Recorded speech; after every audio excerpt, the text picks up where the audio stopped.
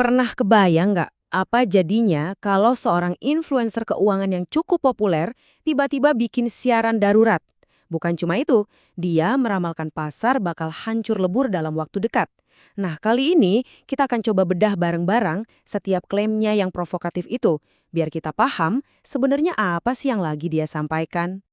Jadi ini dia pertanyaan utamanya. Apakah keruntuhan pasar yang besar-besaran itu beneran udah di depan mata kita? Pertanyaan inilah yang jadi inti dari seluruh siaran darurat yang akan kita kupas tuntas. Yuk kita lihat sedramatis apa skenario yang dia gambarkan. Gua mau kasih siaran darurat karena melihat banyak serangan yang akan menghancurkan ekonomi. Wah, dibuka dengan kalimat yang langsung bikin tegang ya. Dari sini aja udah jelas, ini tuh bukan sekedar analisis pasar yang biasa-biasa aja. Oke, kita masuk ke bagian pertama, peringatan keruntuhan. Nah, si pembicara ini yang uniknya pakai nama samaran Kazakhstan untuk Indonesia, mengklaim kalau bakal ada serangan yang disengaja ke ekonomi kita. Jadi ini digambarkan bukan kayak fluktuasi pasar biasa, tapi lebih mirip sebuah rencana penghancuran. Dan ini nih yang paling krusial, soal waktunya. Ini bukan prediksi buat 5 atau 10 tahun ke depan. Sumber kita ini menekankan kalau ini bisa banget terjadi dalam waktu dekat. Ya, mungkin dalam hitungan minggu. Cukup bikin deg-degan kan? Tapi prediksi ini nggak dibiarin ngambang gitu aja. Dia ngasih kita dua pemicu yang sangat spesifik. Dua angka konkret yang katanya harus kita pantau terus sebagai sinyal bahaya. Nah, ini dia dua indikatornya. Catat ya.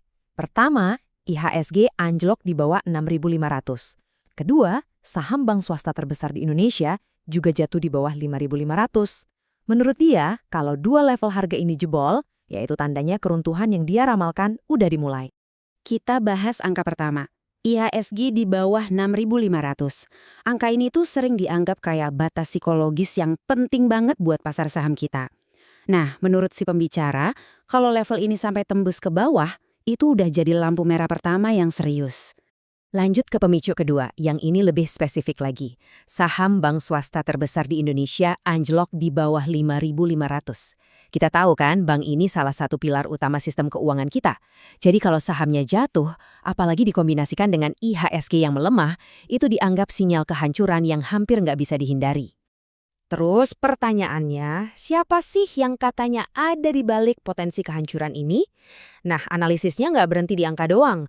Dia juga menunjuk beberapa kelompok yang diyakini bakal ambil untung besar dari kekacauan ini. Ini dia daftar tersangkanya. Ada agen asing, oligarki lokal, politisi, bahkan sampai negara tetangga. Menurut dia, ini semua bukan kebetulan.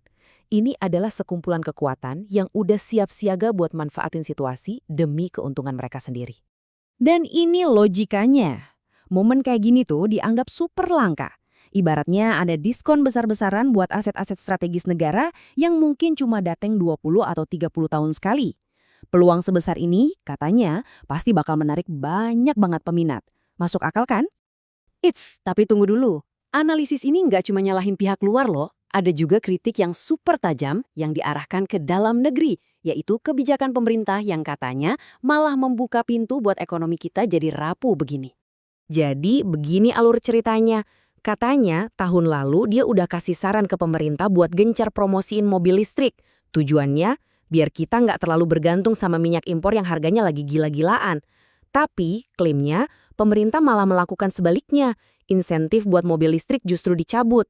Hasilnya, ketergantungan kita sama BBM subsidi yang mahal tetap tinggi dan ini yang katanya bikin APBN kita bolong lebih dari 200 triliun rupiah. Dengerin deh kutipan ini. Wah, tajam dan blak-blakan banget kan?